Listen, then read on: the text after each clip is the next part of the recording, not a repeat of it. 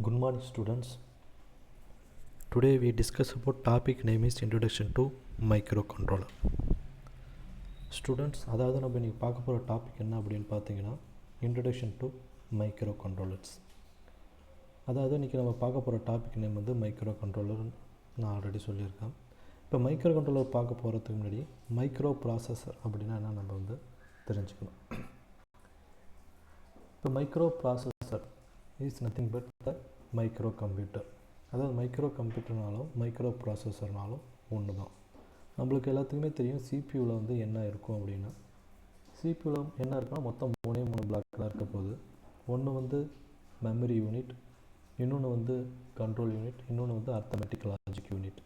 Memory unit எதுக்கு அப்படின்னு பார்த்தீங்கன்னா நம்மளுடைய மெமரியை வந்து, அதாவது நம்மளுக்கு தேவையான ப்ரோக்ராமோ இல்லை நம்மளுக்கு வேணுங்கிற டேட்டா வந்து அதில் வந்து ஸ்டோர் பண்ணிக்கலாம். கண்ட்ரோல் யூனிட் எதுக்கு அப்படின்னு பார்த்தீங்கன்னா control the all units like input யூனிட்டாக இருக்கலாம், அர்த்தமெட்டிக் லாஜிக் யூனிட்டாக இருக்கலாம், மெமரி யூனிட்டாக இருக்கலாம், இல்லை அவுட்புட் யூனிட்டாக இருக்கலாம், ஏதாவது ஒரு இல்லை பஸ்ஸாக இருக்கலாம், அட்ரஸ் பஸ்ஸாக இருக்கலாம், கண்ட்ரோல் பஸ்ஸாக இருக்கலாம், டேட்டா பஸ்ஸாக இருக்கலாம், வாட் எவர் இட் இஸ். அதை வந்து நம்மளுக்கு என்ன பண்ணோன்னா கண்ட்ரோல் சிக்னல் வந்து அனுப்பும். ஓகே, அப்போ அந்த கண்ட்ரோல் சிக்னல் போனால் தான் நம்மளால் ஒரு டாஸ்க்கை வந்து கம்ப்ளீட் பண்ண முடியும். ஓகே, அப்போ கண்ட்ரோல் யூனிட் வந்து ரொம்ப இம்பார்ட்டண்ட். இன்னொன்று வந்து அர்த்தமெட்டிக் லாஜிக் யூனிட். அர்த்தமெட்டிக்னா என்ன பண்ணணும் அப்படின்னு பார்த்தீங்கன்னா மொத்தம் 4 தான் வந்து பண்ணணும். மொத்தம் 4 ஆப்ரேஷன் தான் பண்ண போகுது. அதாவது அடிஷன், சப்ட்ராக்ஷன், மல்டிப்ளிகேஷன், டிவிஷன். இது 4 பண்ணும். இல்லைனா அப்படி இல்லைனா இதுதான் பிரைமரி அர்த்தமெட்டிக் லாஜிக் யூனிட்.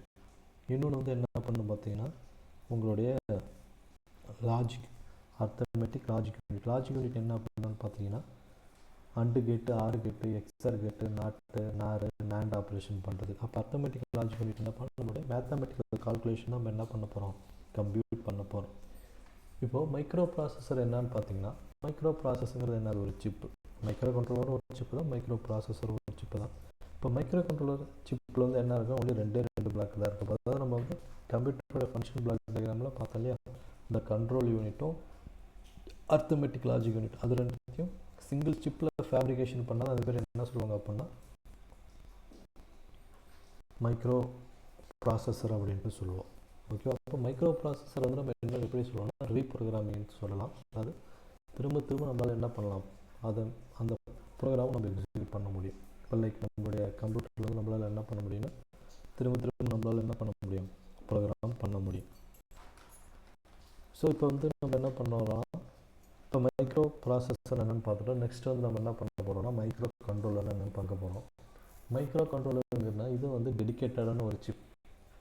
இப்போ நம்ம ஆல்ரெடி பார்த்துருக்கோம் மைக்ரோ ப்ராசஸர் ரீப்ரோக்ராம். என்னால் என்ன பண்ண முடியும்னா அட் எ டைம் என்னால் என்ன பண்ணுவேன், மல்டிபிள் டாஸ்க் என்னால் என்ன பண்ண முடியும்னா கம்ப்ளீட் பண்ண முடியும் உங்களுடைய கம்ப்யூட்டர். பட் ஆனால் மைக்ரோ ப்ராசஸர் இது வந்து டெடிக்கேட்டட் சிப். மைக்ரோ கண்ட்ரோலர் வந்து ஒரு டெடிக்கேட்டட் சிப் அப்படின்னு சொல்லுவாங்க. ஏன் டெடிக்கேட்டட் சிப் அப்படின்னு சொல்கிறான்னு பார்த்தா அதில் என்ன பண்ண முடியும்னா சிங்கிள் ரியல் டைமில் சிங்கிள் டாஸ்க் வந்து நம்மளால் என்ன பண்ண முடியும், கம்ப்யூட் பண்ண முடியும் அட் எ டைம். அதாவது இதுக்கு தான் என்ன சொல்லுவாங்கன்னா மைக்ரோ கண்ட்ரோலர் அப்படின்ட்டு சொல்லுவாங்க. இப்போ மைக்ரோ ப்ராசஸர் அப்படின்னு பார்த்தீங்கன்னா அது வந்து 8 பிட்டு, 16 பிட்டு, 32 பிட்டு, இந்த 64 பிட்டு இருக்குது. அதுமாதிரி மைக்ரோ கண்ட்ரோலர் அப்படின்னு பார்த்தீங்கன்னா அதுமாரி 8 பிட்டு, 16 பிட்டு, 32 பிட்டு, 64 பிட்டு வரைக்கும் இருக்குது. போத் ஆர் பிட் வைஸ் எல்லாமே சேமாக தான் இருக்கும். பட் ஆப்ரேஷன் வைஸ் அதோட அப்ளிகேஷன் வைஸ் ஃபுல்லாக டிஃப்ரெண்ட்டாக இருக்கும். இப்போ நம்ம மெயினாக இன்றைக்கி பார்க்க போகிறது என்ன பண்ண பார்த்தீங்கன்னா introduction to micro controllers. Full நம்ம என்ன பண்ண போகிறோம்னா மைக்ரோ கண்ட்ரோலர் பற்றி தான் பார்க்க போகிறோம். இப்போ இந்த மைக்ரோ கண்ட்ரோலர் வந்து எத்தனை பிட் அப்படின்னு பார்த்தீங்கன்னா 8 பிட் மைக்ரோ கண்ட்ரோலர் தான் நம்ம வந்து பார்க்க போகிறோம். ஓகேவா, அப்போ இதில் வந்து நம்ம என்னென்ன பார்க்க போகிறோம்னா மைக்ரோ கண்ட்ரோலர் என்ன, மைக்ரோ ப்ராசஸர், மைக்ரோ கண்ட்ரோலர் இருக்கக்கூடிய டிஃப்ரென்ஸ் என்ன, மைக்ரோ கண்ட்ரோலருடைய அதில் என்னென்ன இருக்கும், அதோடைய ரேம் எவ்வளோ, ரோம் எவ்வளோ, அதோடைய ஃபங்க்ஷன் பிளாக் டயக்ராம் பார்க்க போகிறோம், அதோடைய ஆர்கிடெக்சர் பார்க்க போகிறோம், அப்புறம் அதோடைய பின் டயக்ராம், இது எல்லாமே தான் நம்ம இப்போ பார்க்க போகிறோம். இந்த வீடியோவில் நம்ம முழுக்க அதை பற்றி பார்க்குறோன்னா இன்ட்ரடக்ஷன் டு மைக்ரோ கண்ட்ரோலர் பற்றி தான் பார்க்க போகிறோம். இப்போ இந்த இதில் என்ன சொல்லியிருக்காங்க அப்படின்னு பார்த்தீங்கன்னா difference between the micro processor and micro controller. Okay, இப்போ நம்ம பார்த்துட்டு இருக்கிறதுல வந்து நம்ம எதை பற்றி பார்க்குறோம் அப்படின்னு பார்த்தீங்கன்னா மைக்ரோ ப்ராசஸருக்கும் மைக்ரோ கண்ட்ரோலருக்கு என்ன டிஃப்ரென்ஸ் அப்படின்ட்டு தான் நம்ம என்ன பண்ணுறோன்னா பார்க்குறோம். இப்போ ஃபஸ்ட்டு உங்களோட லெஃப்ட் சைடு வந்து என்ன இருக்குன்னா மைக்ரோ ப்ராசஸர் இருக்குது, ரைட் சைடு வந்து என்ன இருக்குது அப்படின்னு பார்த்தீங்கன்னா மைக்ரோ கண்ட்ரோலர் இருக்குது. இப்போ இந்த மைக்ரோ ப்ராசஸர் ஃபஸ்ட்டு பாயிண்ட் என்ன சொல்லியிருக்கான்னு பாருங்கள், சிபியூ ஸ்டாண்ட் அலோன், அதாவது சிபியூ வந்து ஸ்டாண்ட் அலோனாக இருக்க போகுது, அப்புறம் வந்து ரேம் இருக்க போது, ரோம் இருக்க போது, இன்புட் அவுட்புட் டைமர் செப்பரேட்டட், எல்லாமே எப்படி இருக்குன்னா தனித்தனியாக தான் இருக்க போகுது. நம்ம நல்லா ஆல்ரெடி தெரியும், நம்மளுடைய கம்ப்யூட்டரை பார்த்துக்கிட்டிங்கன்னா அது வந்து சிபியூ தனியாக தான் இருக்க போகுது, அதோடைய நம்மளுடைய இன்புட் யூனிட்னு சொல்லக்கூடிய மவுஸு கீபோர்டு தனியாக தான் இருக்க போகுது, அவுட்புட் யூனிட் வந்து இதுன்னு சொல்லுவோம், மானிட்டர் சொல்லுவோம், அதுவும் எல்லாமே எப்படி இருக்குது செப்பரேட்டாக தான் இருக்குது. அப்புறம் நம்ம ரேம் ரோம் எல்லாமே தனித்தனி ஸ்லாட்டாக தான் இருக்குது. அதுமாதிரி டைமர் எல்லாமே எப்படி இருக்கும் செப்பரேட்டாக தான் இருக்கும். பட் ஆனால் மைக்ரோ கண்ட்ரோலர் பாருங்கள், CPU RAM ROM input and output timer all are in a single chip, அதாவது சிங்கிள் சிப்பில் எப்படி இருக்கும் எல்லாமே இருக்கும். பட் ஆனால் மைக்ரோ ப்ராசஸர் அந்த சிங்கிள் சிப்பில் என்ன இருக்கும் அப்படின்னு சொன்னால் கண்ட்ரோல் யூனிட்டும் அர்த்தமெட்டிக் லாஜிக் யூனிட் ஒன்றி தான் இருக்கும். But micro processor entirely different, all are fabricated in single chip, அதை நல்லா ஞாபகம் வச்சுக்கோங்க. நெக்ஸ்ட் வந்து என்ன சொல்கிறேன், டிசைனர் கேன் டிசைட் அந்த amount of ROM RAM and input output ports. Designer வந்து டிசைட் பண்ணிக்கலாம் எவ்வளோ ரோம் இருக்கணும், எவ்வளோ ரேம் இருக்கணும், எத்தனை இன்புட் அவுட்புட் போர்ட் இருக்கணும் அப்படின்ட்டு யார் டிசைட் பண்ணலான்னா டிசைனர் வந்து செட் பண்ணிக்கலாம். பட் ஆனால் நம்மளை மைக்ரோ கண்ட்ரோலரை பொறுத்த வரைக்கும் எல்லாமே ஃபிக்ஸ்டு அமௌண்ட்டு தான், ரேம் இவ்வளோ தான் இருக்கணும், ரேம் இவ்வளோ தான் இருக்கணும், இன்புட் அவுட்புட் இவ்வளோ தான் இருக்கணும்னா நம்ம அவ்வளோதான். சப்போஸ் ரெண்டு இன்புட் ரெண்டு அவுட்புட் போட்டிருக்கோம்னா நம்மளால் அவ்வளோதான் நம்ம ஃபிக்ஸ் பண்ண முடியும். ஒன்லி ரேம் வந்து ஒரு 4 KB தான் இருக்கணும், இல்லை 512 KB தான் இருக்கணும், இல்லை 1 MB இருக்கணும்னா என்னால் அவ்வளோதான் ஃபிக்ஸ்டாக வைக்க முடியும். இதுமாரி ஆன்சிப் ரோம் அதேமாரி தான் 4 KB இல்லை 1 MB இல்லை 512 KB எவ்வளோ அமௌண்ட் சொல்கிறாங்களோ அவ்வளோ அமௌண்ட் என்னால் என்ன பண்ண முடியும் ஃபிக்ஸ்டாக இருக்க முடியும். பட் ஆனால் சிபிஐ பொறுத்த வரைக்கும் டிஃப்ரெண்ட். நம்ம வந்து நார்மலாகவே நம்ம என்ன பண்ணோம்னா சிபிஐ நம்மளோட நம்மளுடைய ரேம் எல்லாத்தையும் நம்ம என்ன பண்ணிக்கலாம் எக்ஸ்டெண்ட் பண்ணிக்கலாம் ஃபிசிக்கலாகவே. பட் ஆனால் நம்மளுடைய மைக்ரோ கண்ட்ரோலரில் அதுமாரி நம்மளால் பண்ண முடியாது. அடுத்தது மைக்ரோ ப்ராசஸர் வந்து வெரி எக்ஸ்பென்சிவ்னு சொல்லியிருக்காங்க. இதில் வந்து என்னது அப்ளிகேஷன் பொறுத்து நம்மளுடைய காஸ்ட் வைஸ் என்ன இருக்கும் டிஃபர் ஆகும். அடுத்தது வந்து இது வந்து என்ன சொன்னால் இது வந்து மைக்ரோ கண்ட்ரோலர் வந்து நான் எக்ஸ்பென்சிவ் அப்படின்ட்டு சொல்கிறாங்க. இது வந்து வெர்சசிட்டி, அதாவது அப்ளிகேஷன் பொறுத்து எதுவும் மாறிக்கிட்டே இருக்கும். இது வந்து ஜென்ரல் பர்பஸுக்கு தான் யூஸ் பண்ணோம். இது வந்து என்னது சிங்கிள் பர்பஸ் தான். ஓகே, நம்மளுடைய மைக்ரோ ப்ராசஸர் வந்து நம்ம இதுக்கு வந்து யூஸ் பண்ணோம் அப்படின்னா ஒன்லி ஜென்ரல் பர்பஸ் மட்டும் தான் யூஸ் பண்ணுவோம். பட் ஆனால் இது வந்து என்னது சிங்கிள் பர்பஸ் மட்டும் தான் யூஸ் பண்ணுவோம். ஓகே, மெயினாக நீங்கள் என்ன ஞாபகம் வச்சுக்கணும் அப்படின்னா மைக்ரோ ப்ராசஸரை பொறுத்தவரை நம்மளுடைய மெமரி இன்புட் அவுட்புட் யூனிட் எல்லாமே எப்படி இருக்கும் எக்ஸ்டர்னலாக தான் நம்ம வந்து கனெக்ட் பண்ணுவோம். பட் ஆனால் மைக்ரோ கண்ட்ரோலர் பொறுத்தவரைக்கும் எல்லாமே எப்படி இருக்கும் அந்த சிப்லேயே வந்து டெடிக்கேட்டடாக வந்து இதான் வந்து ரொம்ப ரொம்ப மெயினான பாயிண்ட் எக்ஸாம் பாயிண்ட் ஆஃப் வியூவில். ஓகேங்களா, மைக்ரோ ப்ராசஸரை பொறுத்த வரைக்கும் நம்மளுடைய memory and input output unit எல்லாமே எப்படி இருக்கும் எக்ஸ்டர்னலாக இருக்கும். நம்ம எக்ஸ்டர்னலாக தான் நம்ம என்ன பண்ணுவோம் எல்லாத்தையுமே கனெக்ட் பண்ணுவோம். அப்போ சிப்புக்குள்ளே என்ன இருக்கும் நம்மளுடைய கண்ட்ரோல் யூனிட்டும் அர்த்தமெட்டிக் லாஜிக் யூனிட் தான் இருக்க போகுது. பட் ஆனால் மைக்ரோ கண்ட்ரோலரை பொறுத்த வரைக்கும் எல்லாமே என்ன சிங்கிள் சிப்பில் இருக்க போகுது. என்னுடைய ரேமாக இருக்கலாம், ரோமாக இருக்கலாம், இன்புட் அவுட்புட் யூனிட்டாக இருக்கலாம், அப்புறம் வந்து என்னுடைய சிபியூ எல்லாமே எப்படி இருக்கும் அப்படின்னா சிங்கிள் சிப்பில் தான் நான் வந்து ஃபேப்ரிகேட் பண்ணியிருப்பேன். இதை நீங்கள் வந்து என்ன பண்ணிக்கணும் நல்லா ஞாபகம் வச்சுக்கோங்க. அடுத்தது வந்து 8051 சிபியோட ஆப்ரேஷன். இதில் வந்து நம்ம எதை பற்றி பார்க்க போகிறோம்னா ஃபியூச்சர்ஸு, பின் டயக்ராம், அப்புறம் வந்து எதை பற்றி பார்க்க போகிறோம்னா பிளாக் டயக்ராமை பற்றி பார்க்க போகிறோம். ஓகேவா, பட் ஆனால் மெயினாக நம்ம இதில் வந்து இன்ட்ரடக்ஷன் அபவுட் மைக்ரோ கண்ட்ரோலர் பற்றி தான் பார்க்க போகிறோம். இப்போ இந்த 8051 மைக்ரோ கண்ட்ரோலர் வந்து ஒரு சிப் அப்படின்னு சொன்னால் அந்த சிப்பை வந்து யார் ஃபேப்ரிகேட் பண்ணுறாங்க அப்படின்னு பார்த்தீங்கன்னா இன்டெல் தான் வந்து என்ன பண்ணுறாங்க இன்ட்ரடியூஸ் பண்ணுறாங்க. அதை வந்து எப்போ இன்ட்ரடியூஸ் பண்ணுறாங்க 1981 வந்து இன்ட்ரடியூஸ் பண்ணுறாங்க. அதோட ஷார்ட் நேம் எப்படி சொல்லுவோம் அப்படின்னா MCS51 அப்படின்ட்டு சொல்லுவோம். அப்போ 8051 மைக்ரோ கண்ட்ரோலர் வந்து எப்போ வந்து மேனுஃபேக்சர், அதாவது எப்போ வந்து இன்வென்ட் பண்ணாங்க 1981. யார் வந்து இன்வென்ட் பண்ண அந்த கம்பெனியோட நேம் வந்து என்ன பண்ணு பார்த்தீங்கன்னா இன்டெல். இது வந்து 8051 இஸ் 8-bit ப்ராசஸர். நம்ம முன்னாடி சொன்ன மாதிரி 8051 நம்ம வந்து என்ன பண்ண போகிறோம் லாட் ஆஃப் வெரைட்டி இருக்குது. 8-bit இருக்குது, 16-bit இருக்குது, 32-bit இருக்குது, 64-bit இருக்குது. பட் ஆனால் நம்ம வந்து இப்போ பார்க்க போகிறது ஒன்லி 8-bit மைக்ரோ கண்ட்ரோலர் ஒன்று தான் நம்ம வந்து பார்க்க போகிறோம். ஏன் வந்து 8051 வந்து 8 பிட்டில் பார்க்குறோம் அப்படின்னா ஒன்லி நம்மளுடைய தேதி பர்பஸுக்காக.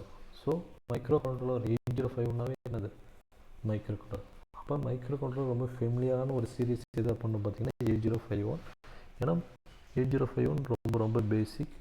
அது வந்து நம்ம ஈஸியாக நம்ம வந்து என்ன பண்ணிக்கலாம், தியரிட்டிக்கலாகவோ இல்லை ப்ராக்டிக்கலாக நம்ம ஈஸியாக நம்ம அதை வந்து லேர்ன் பண்ணிக்கிறது ரொம்ப ரொம்ப ஈஸி. அதனால் வேர்ல்டு வைடு ரொம்ப பாப்புலரான ஒரு மைக்ரோ கண்ட்ரோலர் இது அப்படின்னு பார்த்தீங்கன்னா 8051 தான் ரொம்ப ரொம்ப popular.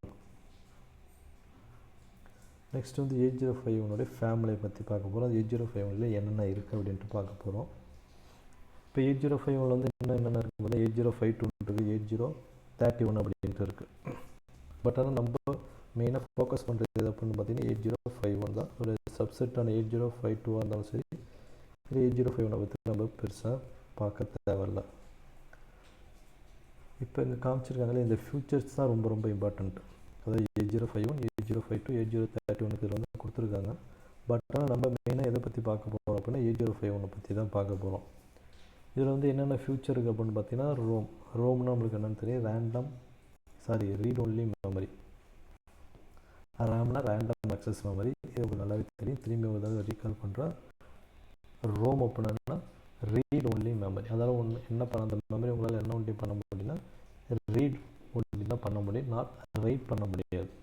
ரேம்னா random access memory. Not நீங்கள் வந்து ரைட் ஆப்ரேஷன் பண்ணிக்கலாம், அதில் வந்து நீங்கள் என்ன பண்ணிக்கலாம், ரீட் ஆப்ரேஷன் பண்ணிக்கலாம். அப்போது என்னோடய 8051 மொத்தம் ரோமோடைய சைஸ் எவ்வளோ அப்படின்னு பார்த்தீங்கன்னா 4K தான் கொடுத்துருக்காங்க. ரேமில் வந்து எவ்வளோ கொடுத்துருக்காங்கன்னா 128 KB தான் கொடுத்துருக்காங்க. டைமர் வந்து 2 தான் இருக்க போகுது. இன்புட் அவுட்புட் பின்ஸ் எவ்வளோ இருக்குது அப்படின்னு பார்த்தீங்கன்னா 32 தான் இருக்க போகுது. சீரியல் போர்ட் வந்து எவ்வளோ இருக்குது அப்படின்னு பார்த்தீங்கன்னா 1 தான் இருக்க போகுது. இன்டரப்ட் சோர்ஸ் வந்து எது இருக்க போகுது அப்படின்னா 6 தான் இருக்க போகுது. அப்போது இந்த இதோட நீங்கள் ஞாபகம் வச்சுக்கோங்க. 8052, 8031 பற்றி நம்ம பெருசாக ஞாபகம் வச்சுக்க தேவையில்ல. ஜஸ்ட் வந்து கம்பாரிசனாக கொடுத்துருக்காங்க. நம்ம எதை பற்றி வந்து ஞாபகம் வச்சுக்கணும் அப்படின்னு பார்த்தீங்கன்னா 8051 அதை ஒன்றியை பற்றி நீங்கள் ஞாபகம் வச்சுக்கிட்டா போதும்.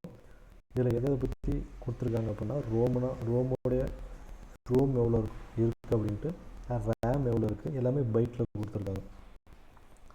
டைமர் எத்தனை டைமர் இருக்குது, இன்புட் அவுட்புட் எத்தனை இருக்குது, சீரியல் போர்ட் எத்தனை இருக்குது, இன்டரப்ட் சோர்ஸ் எவ்வளோ இருக்குங்க, இது ஒன்றி நீங்கள் நல்லா ஞாபகம் வச்சுட்டா போதும். ரேம் வந்து எவ்வளோ இருக்குன்னா 4K, அதாவது 4KB தான் இருக்குது. ரேம் வந்து 128 இருக்குது.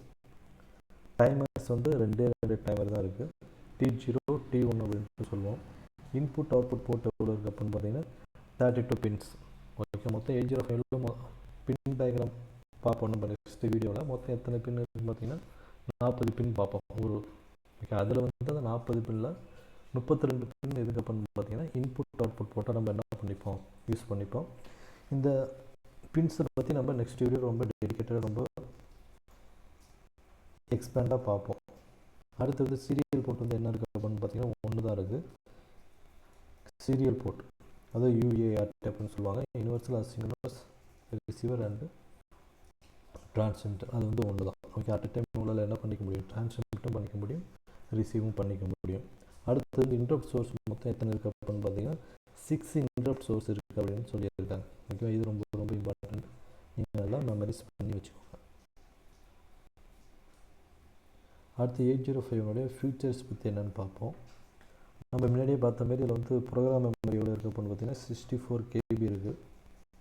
நம்மளுக்கு நல்லாவே தெரியும், எப்பயுமே மெமரி வந்து 2 டைப்ஸ் ஆஃப் மெமரி இருக்குது. ஒன்று வந்து ப்ரோக்ராம் மெமரி, இன்னொன்று வந்து என்னது data memory. Okay, program memory நம்ம என்ன பண்ணுவோம், நம்மளுடைய ப்ரோக்ராம் வந்து ஸ்டோர் பண்ணிப்போம்.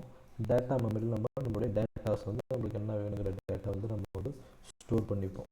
அப்போது 8051 பொறுத்த வரைக்கும் ப்ரோக்ராம் மெமரி எவ்வளோ இருக்குது அப்படின்னு சொல்லியிருக்காங்க அப்படின்னா 64 KB இருக்குது.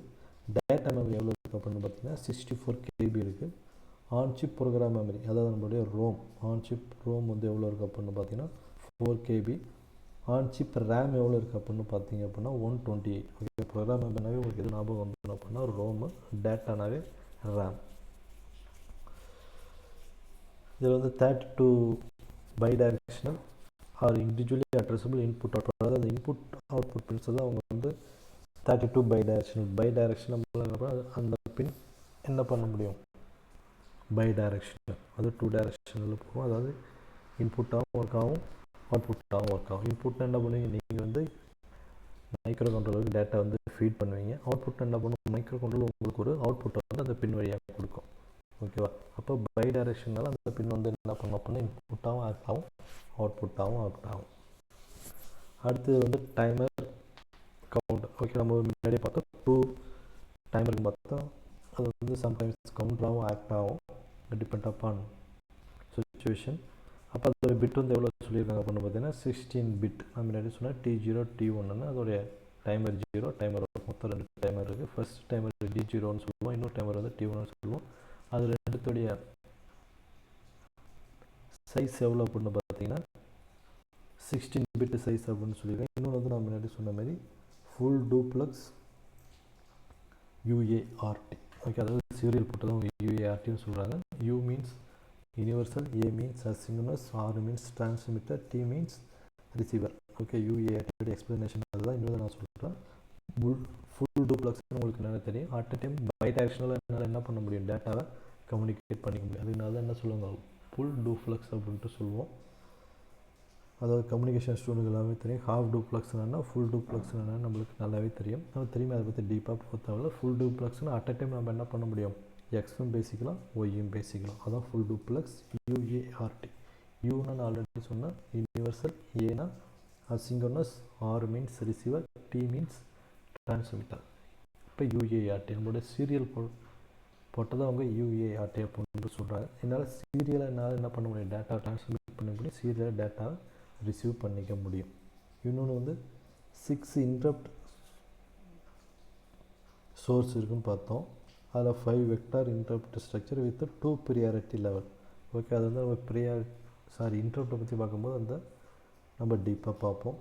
நெக்ஸ்ட் வந்து என்ன சொல்லுவாங்கன்னா ஆன்ஷிப் கிளாக் ஆசிலேட்டர் இருக்குது அப்படின்ட்டு சொல்லுவாங்க. இதில் வந்து ஆன்ஷிப் கிளாக் ஆசிலேட்டர் இருக்குது அப்படின்ட்டு சொல்கிறாங்க.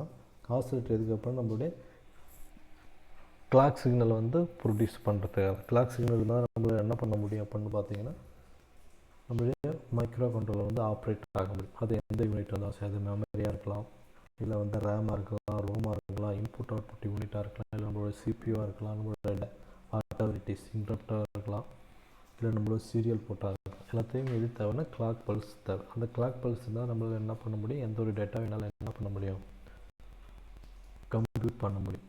ஸோ கிளாக் சிக்னல் ரொம்ப ரொம்ப மஸ்ட்டு. அந்த கிளாக் சிக்னல் வந்து ப்ரொடியூஸ் பண்ணுறதுக்கு ஆன்சிப்பாகவே நம்மளுடைய கிளாக் ஆசிலேட்டர் வந்து இருக்குது. ஓகேவா? அப்போ ஆசிலேட்டர் இருக்குது அப்படின்னா நம்மளுடைய கிளாக் சிக்னலை ப்ரொடியூஸ் பண்ணுறதுக்காக தான். ஓகேங்களா? அப்போ இந்த வீடியோவில் நம்ம எதை பற்றி பார்த்துருக்கோம் அப்படின்னா இன்ட்ரடக்ஷன் அபவுட் 8051 பற்றி பார்த்துருக்கோம். ஃபர்ஸ்ட் ஆஃப் ஆல் நம்ம என்ன பார்த்தோம் அப்படின்னா மைக்ரோ ப்ராசஸர்னா என்னென்னு பார்த்தோம்.